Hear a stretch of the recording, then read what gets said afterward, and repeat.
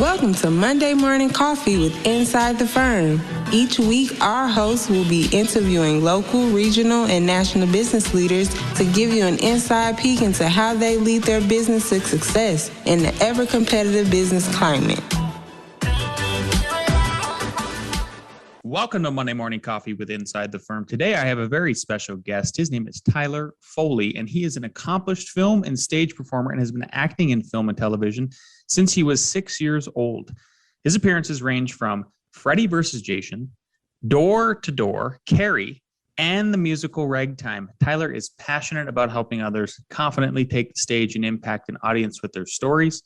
He is currently the managing director of Total Buy-In and author of the #1 best-selling book, The Power to Speak Naked. With his distinct and direct style, Tyler is emerging as one of North America's sought-after leaders in the field of public speaking for personal and professional development.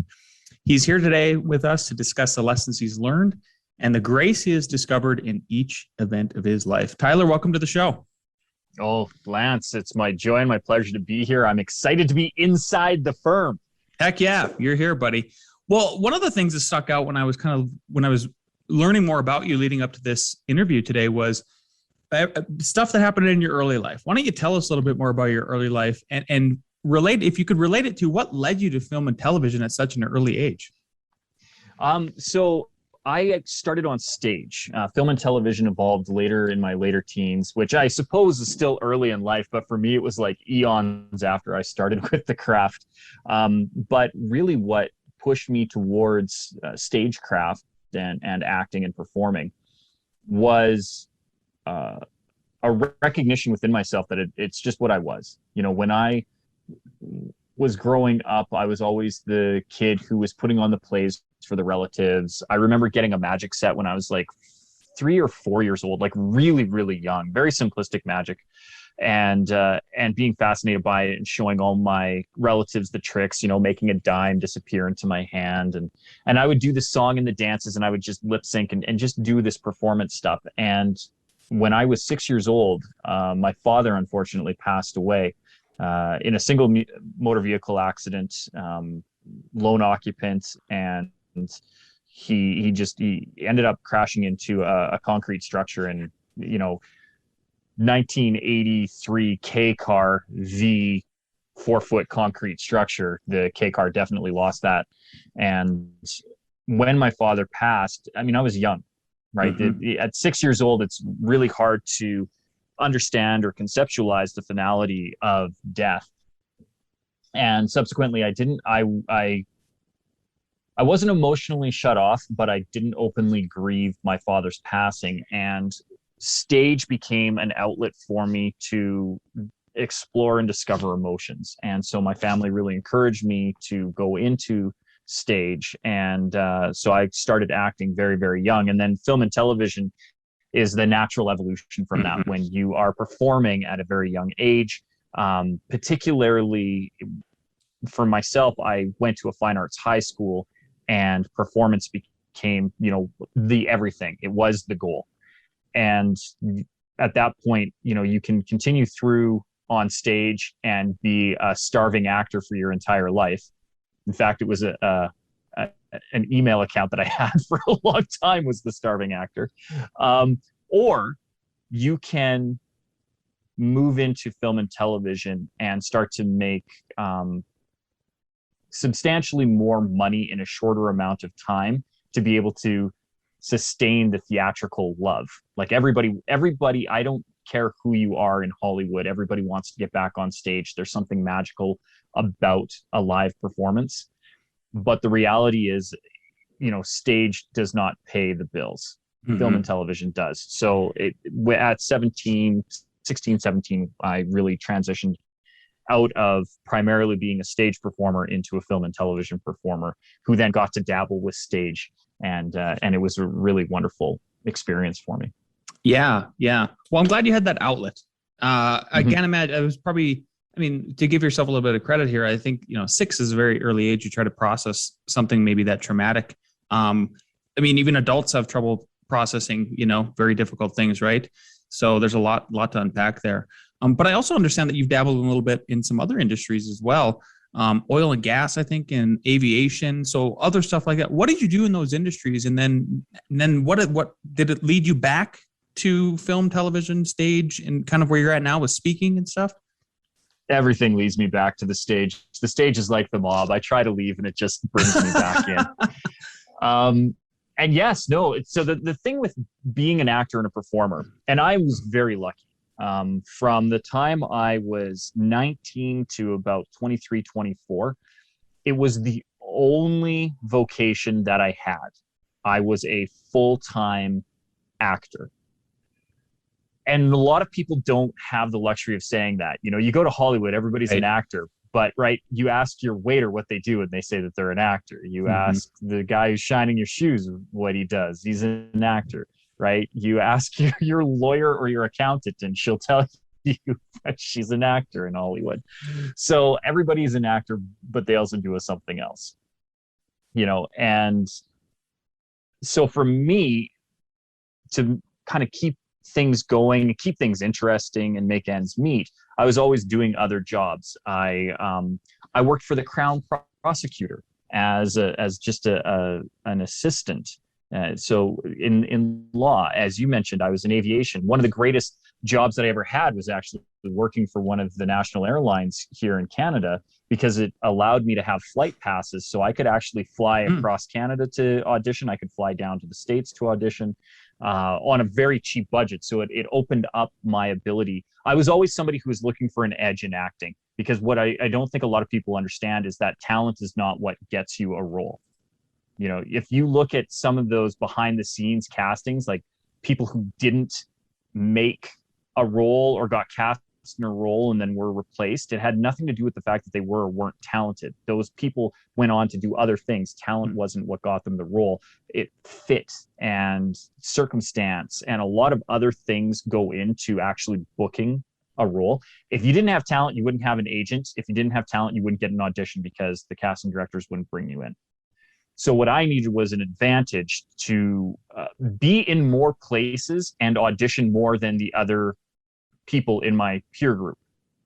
And that was working for an airline, because then if I needed to work local, I could fly to Toronto, I could fly to Calgary, I could fly to LA while being based in Vancouver and just show up in person, because then they believe that you can actually work local as opposed to the self-tape. And it created an advantage. And then on top of that, I got to fly all over the world. So I didn't just do it acting. It sounds glamorous, but when your most expensive flight is $112 to get to Sydney, Australia, and I had friends who lived in Australia, so I would literally on days off, I would arrange my schedule. We worked a 4-day on, 4-day off shift, and every once in a while I would trade a 4-day shift. So I'd work a double, and then I'd get my 4 days off, plus my 4 days off, and then another 4 days off. That's 12 hours, 12 days that you get off, and it's a 1-day flight down to Australia. So I would go down to Australia, hang out for 10 days, come back, and it cost me barely $100, less than $100 US, because I'm talking Canadian dollars. Yeah. And so it created just this amazing lifestyle for me. So aviation was wonderful. Oil and gas is another one I live in basically Texas North here in Alberta. Most people, when they think of Alberta, think of the Calgary Stampede and the oil sands. And I am smack dab in Calgary, so I'm surrounded by both. And so it was one of those things that it's just prevalent in my life. As I've become a safety consultant, oil and gas is my primary client. So I've, as you had said, dabbled in a lot. I feel like Mike Myers at the beginning of Wayne's World, when he's walking through his house and he says, let me put it to you this way. I've had a lot of jobs in my life, nothing I'd call a career. I have an extensive collection of hairnets and name tags, and I feel like that. That's cool, though. It makes you, I think, obviously, it's got to help. Again, back to stage, right? Well-rounded. It gives you all these different life experiences, and I'm sure if you're good at personal interaction, improv is just part of what you do without even knowing improv, right? So, To what event in your? I want to move to some bigger questions, because I feel like you're one of these guests where I could just tee you up, and you're so good at speaking that you'll just give us some gold here. What event in your life do you think has had the biggest positive impact on you? Biggest positive impact. Oh, I can think of five off the top of my head, but as soon as you said it, the first one that popped into my mind was the medical incident that I had at 17 that paralyzed me for a year. I woke up New Year's Day, 1997, and the left side of my body didn't work. To this day, we're not sure what it was, whether it was a palsy, mini stroke, what. If it was one or the other, I wouldn't have various symptoms. So something happened within my body that stopped the left side of my body working for nearly a year. And it would sound tragic, but it gave me an unbelievable drive to push forward in all things in my life. Particularly at that point, I was still in the fine arts high school. I was in my senior year. I had to withdraw from the play that I was in, which stopped me from actually graduating from my fine arts school because you needed to complete the senior year production in order to gain the credits to graduate from the school. So I have my high school diploma, but I never did graduate from the school that I was intending to. And that really motivated me to do something, because I was at that time a big fish in a very, very tiny pond, and I'd become very complacent with my craft. And I would dial in a lot of performances, like just, you just phone it in, like just, yeah, whatever. And I would show up and I wouldn't even memorize scripts half the time. I would do the memorization work usually on the day, showing up in the trailer, which is just viciously unprofessional. Mm-hmm. And having that taken away, first of all, gave me a drive to get better. So I don't know that I would have recovered from it if I didn't have something to work towards. But having something to work towards then gave me a drive to never have it lost again. And it also gave me perspective on when to step away from the craft. So I actually did retire from acting at 25 because I had felt the complacency slip back in, but I wasn't willing to compromise my integrity, my morals, or the craft by slipping back into old patterns or old habits. So that one moment really changed everything. And then that retiring is what had me then focus full time on the airline and still enjoy those benefits of flight. And if it weren't for that, I wouldn't have met my wife, who I actually met in an airport waiting standby to get back from between Toronto and Calgary, which has forever changed my life. So it's weird how all those signposts knock you into where you need to be in your life. And I am forever grateful for the airline for what they did to me, because my life has been forever impacted by my wife. That's an amazing story. Providence. I mean, it's just everywhere all the time. Let's go to the opposite side of the thing, of the course here. What event in your life do you think has had the biggest negative impact on you? I gotta be honest. I don't think any event has had a negative impact. And I say that because I'm a firm believer in the laws of physics, for one. For every action, there's an equal and opposite reaction. And so you look at things like my paralyzation at 17, my father's passing at 6, my business collapsing at 31.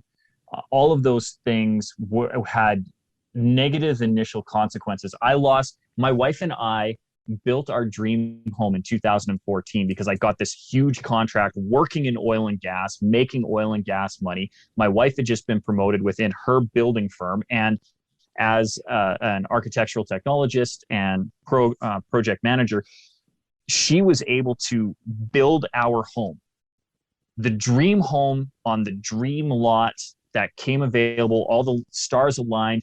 I had this big contract. She had been promoted within work to a senior position.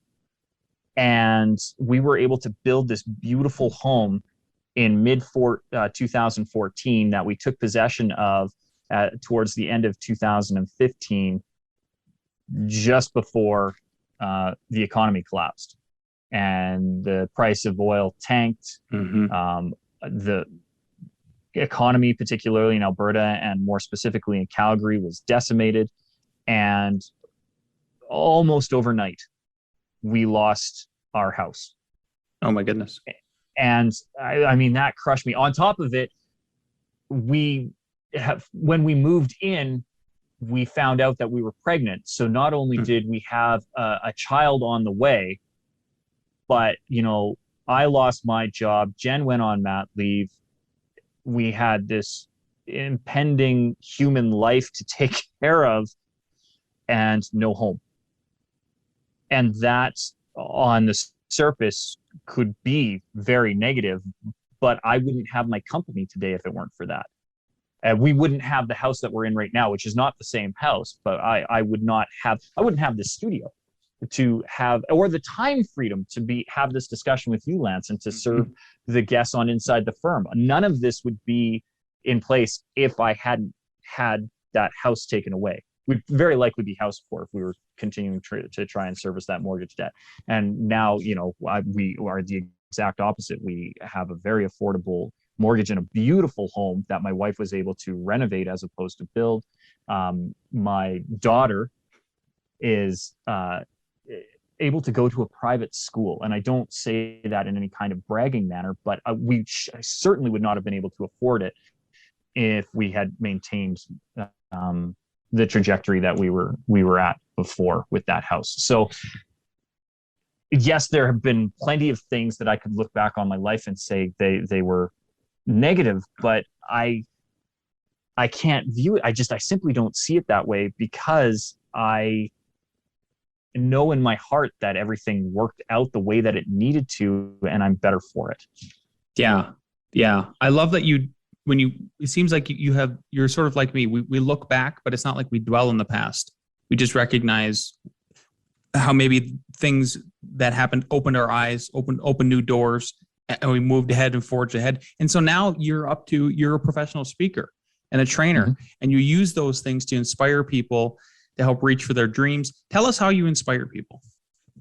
Well, I'm flattered, first of all, but I don't know that I inspire people. What I do is encourage people.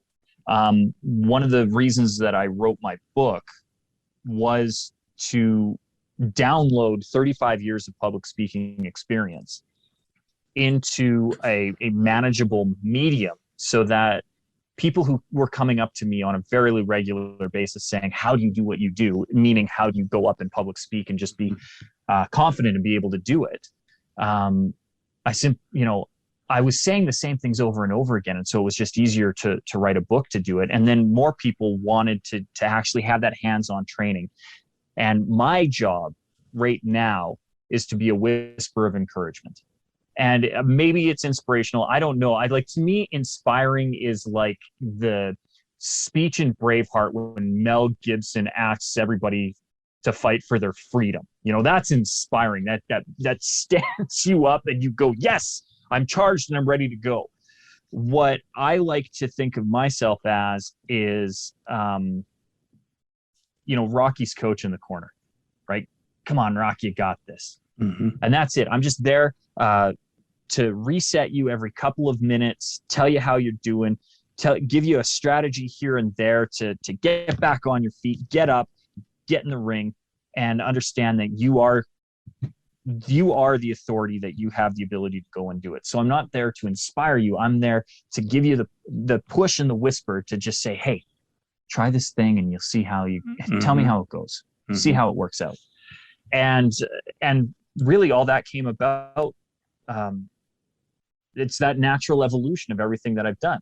You start on the stage, then you move into film and television, you dabble in stunts, you get some of these other vocations under your belt, just forging through in life, from photogrammetry to aviation to law to safety, and all these things that I've done have given me a very diverse field of influence. And all these people keep coming to me saying, well, can you show me how to do this one thing? And that one thing being speak in public. And that's been a constant. Like when I worked for the airline, I was the dude that did the announcements to tell you where to go and find your luggage, because nobody else wanted to do them. And eventually people would say, well, how can you just do that? I'm like, it's real easy. I'm literally telling people information that they know. How difficult it is to say. Passengers coming off of flight 135, you will find your luggage on carousel number 2.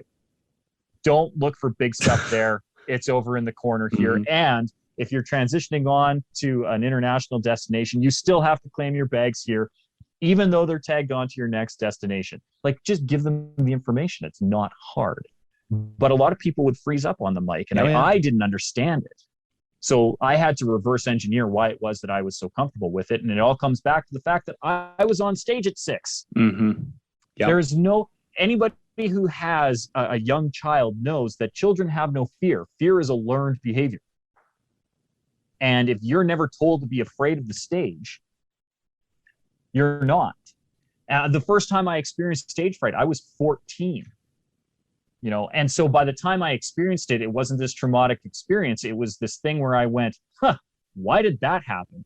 And I was able to analyze it because I've had so much positive reinforcement about how the stage can be this wonderful, beautiful, supportive, loving, giving, creative space. Like, all of those things are amazing. So there's one time where I panicked because I got stared down by a veteran at a Remembrance Day ceremony. It was just a blip in what is otherwise a positive time for me, and passing that on to other people so that they understand that they can gain confidence through competence. And the only way to get competent is through experience. The only way to get experience is to seek out these things that frighten you, do them until they don't frighten you anymore. 100%. That's all that I focused on with my training. Yeah, I love it. And I just can't emphasize enough to the audience how, if you can get over that fear of public speaking, how powerful it is for you, and then also everybody else. I mean, people have so much good in themselves to be able to spread to everybody else, even if it's just through encouragement, like you said, Tyler. And then maybe that ends up being inspiring because of the positivity that you're just outflowing, and hopefully that everybody's receiving. Well, and I'll let you in on a secret. It's a statistic that gets thrown around a lot, where 77% of Americans or North Americans express some form of anxiety around public speaking. The reality is that gets confused with a fear of public speaking. People say that they're afraid of public speaking, and they're not. If we as a society were afraid of public speaking, society as itself would crumble. It couldn't exist. I couldn't talk to you. We could not have this conversation. I couldn't order food from a restaurant. Banking and commerce would collapse. Like, we couldn't have, you'd never be able to go to a grocery store. We are constantly speaking in public. So this notion that we're afraid to do it is not correct. The reality is we're actually afraid of public judgment. We're afraid that if we are receiving the spotlight and somehow all the attention is on us, the things that we're going to say, or if we express our beliefs, our emotions, our desires, that they are going to be negatively received, and therefore we just keep them inside so that we don't have to face that judgment and possible rejection. And that's really what needs to be tackled. And as you said, the great gift of being able to overcome that is, if I speak those truths, I have the ability to influence and impact somebody else's life. And that is one of the greatest gifts that you can be given yourself and that you can give to someone else. And that's why I've made it my mission to use this mouth of mine and these boyish good looks for good. Because this is the one gift that I've been given. And I'm so blessed to have it. And I think it's a shame that other people don't, because I don't understand how it can't possibly be. Yeah. Let's talk about how you help give people that gift. Maybe we can move on to your book. So the book is called The Power to Speak Naked. Unpack that title for us. Obviously, yep, there it is right there. For people that are watching on YouTube. Tell us about the title. Obviously, it's sort of this playing off this cliche about, imagine yourself speaking naked. And if you're comfortable being naked on stage, theoretically, you're good to go. Yeah. Well, it's actually more poking fun at the worst advice that you can give any speaker. And that is to picture your audience naked or in their underwear. Like, I've heard that all the time. And it's just such a reductive and unnecessary exercise. In fact, I would strongly encourage anybody who wants to get over the fear of public speaking to never try that technique, because it will not serve you well. But so the title is kind of tongue in cheek at that. Came about because when we were brainstorming names for the title, one of my team had mentioned that bit of advice, and I went off on this massive tirade that finished with the statement that I would rather empower somebody and give them the power to speak naked than ever have them attempt to try and picture their audience naked. And everybody kind of went, "Ooh, well, that could be a good title." Mm-hmm. And then as we unpacked it on a deeper level, I want people to have the ability to give a presentation raw.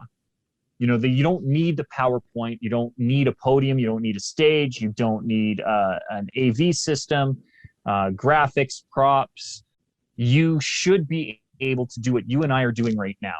You know, you have an audience that regularly tunes into Inside the Firm, and you and Alex have this great ability to keep an audience's attention. And if they're not watching on YouTube, they're listening on a platform, which means any of the visuals, including me showing the book right now, is null and void to them.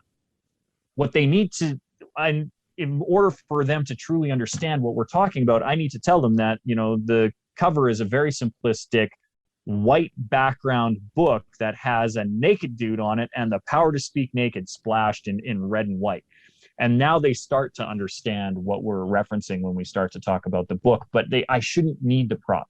Mm-hmm. Up until, you know, we've been talking now for a half an hour, and your audience didn't need to see the visual to know what the book was about. And that's what I really want to give people the ability to do, is to give a raw presentation, to be able to instantaneously command their audience and understand that an audience is 2 or more people. As soon as you're speaking to 2 or more people, you have an audience. 1 person is still an audience, but 2 is a crowd. And as soon as you've got 2 or more people, you have a captivated crowd. So how do you keep them engaged? You don't need all this fancy, so let's give them a raw presentation. And then on a truly sub-level, the power to speak naked speaks to your ability to be vulnerable, to expose the raw, naked truth, and truly express those things that maybe you're afraid to say. Because the things that you're afraid to say are likely what your audience needs to hear. And that's where we have the most impact, because that's where we gain empathy. That's where we have sympathy.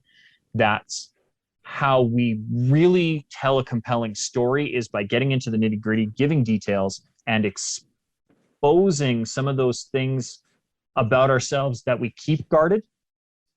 And in showing vulnerability, that's where you have authenticity, because authenticity is synonymous with self-awareness. And in order for you to truly have impact, you need to know who you are at your core, and then be willing to expose that to your audience so that they feel that they are part of your journey as opposed to just a witness to. Yeah, beautiful. Well, I encourage everybody to go take a look at that book. Where people can find it anywhere? Is there a specific place you'd like them to go? It would be great, particularly for the U.S. audience, if they could go to bookshop.org. Okay. And I know, so here's the great thing about bookshop.org. You can go to Jeff Bezos' site, right? Like, it's available on that. It's available on Barnes & Noble. Pick your online store. It's available online. But I would encourage people to actually go into a bookstore, because bookstores are struggling right now. Mm-hmm. If they're like, nope, I am not leaving my house. I've been isolating for 18 months and I'm not changing that at any time soon. That's fine. You still have the freedom and flexibility of online shopping if you go to bookshop.org, but it connects you with your local book retailer. Jeff just went to space in a phallic-shaped rocket. He's got enough money. We don't need to be sending him for more titles, right? So regardless of what book you want, I mean, if it's from the Harry Potter series to my book, The Power to Speak Naked, by all means, please continue to read. Like, let's encourage literacy, but get it from bookshop.org, because it will connect you with your local book retailer. They also save a percentage of their funds in basically a charity pool that they then give to local book retailers to help keep them afloat, so they can apply to that. So I think to date, they've raised over $15 million to give back to local book retailers. And if you go to bookshop.org, you can actually get my book for $1 or so cheaper. So save yourself some money, support your local mom and pop shop, and still have the freedom and flexibility of shopping online. So bookshop.org is where I would have everybody go. But I mean, they can get it anywhere. Walk in, please walk to your store. Go talk to your local book merchant and pick up the title there. If they don't have it in, just ask them to stock it because it's available worldwide. Brilliant. One last question I like to ask everybody, Tyler, is knowing what you know now, and if you could go back in time to when you first started your career that you have now, what is one piece of advice that you would give yourself? To trust my instinct. There is a real and true connection from mind, heart, and gut. I've recently been introduced to a wonderful study called Heart Math by a good friend of mine, Brandy Sador, who is a heart math practitioner. And I encourage a lot of people to look into that, just because, particularly if you want to really, truly explore public speaking as a vocation, or as even just a way to increase your influence in a professional capacity. My wife was terrified of public speaking for a long time, and luckily she's married to me. I was able to help support her. But as a career professional in the home building industry, it's one of the things that she really had to tackle and conquer in order to further her profession. It's a known fact that your ability to public speak has a direct impact on your earning potential and your ability to get promotions. And the thing that was holding her back was her comfort in the shadows, that she wasn't really willing to step into her greatness for a long time. Despite everybody else seeing it in her, she just didn't want to be that public-facing figure. It's still very hard to get her to do that. I know I get a lot of requests from shows to have my wife on because I brag about her all the time. Mm-hmm. And I will ask her, I'll be like, honey, do you want to come and do this thing? And she's like, my answer on that, so I don't know why you asked. And so, we keep it with that. But, I feel it's kind of like a lawyer always has to present to their client the offer that's on the table. I always feel that, maybe one day she'll change her mind, or maybe the show will be ideal or right. So I always ask her. But I would encourage everybody to look into heart math, because there is a connection from mind, heart, and gut. Your heart and your stomach actually have neurons within them. They are thinking entities, but they're thinking on a subconscious level. And this study has shown how your mind, when it's in a conscious level, can really mess with the biorhythms within yourself, particularly electromagnetic pulses. And when all three are in connection, or at least the two, heart and mind, that's when you find the most clarity. That's when you find the most peace, harmony, whatever you want to call it. And any time that I have struggled in my career or in my personal life, it's when my heart and mind have been in conflict. And if I'd have understood the ability to take a moment and reset and find out and get them actually in line so that my heart is doing the decisions as opposed to my conscious mind, that I would have been served a lot better, because in the end, my heart is always right. My gut reaction is always right. So if I could give myself a bit of advice earlier on, it would be to trust that gut instinct. And now that I've been introduced to heart math, it is my goal to get everybody else introduced to heart math. So research for the Inside the Firm audience. I love that. That was great. Tyler, this has been an absolute joy having you on the show today. You are everything I was hoping for, and more. Where can people find and follow you if they'd like to keep up with you and what you got going on? Oh, we got all the socials, but the quickest way to find them is on my website, which is SeanTylerFoley.com. Sean is spelled the proper Irish way, SeanTylerFoley.com. And if they go there, I've got all the social links. So Facebook, Instagram, Twitter, whatever it is. Pick your poison. I'm on there, splashing my pretty face around, promoting the book, telling people to listen to Inside the Firm, and, all the stuff there. So SeanTylerFoley.com is the quickest way to track me down, and then they can link with me through all the social media that way. Beautiful. Thanks again for being on the show, Tyler.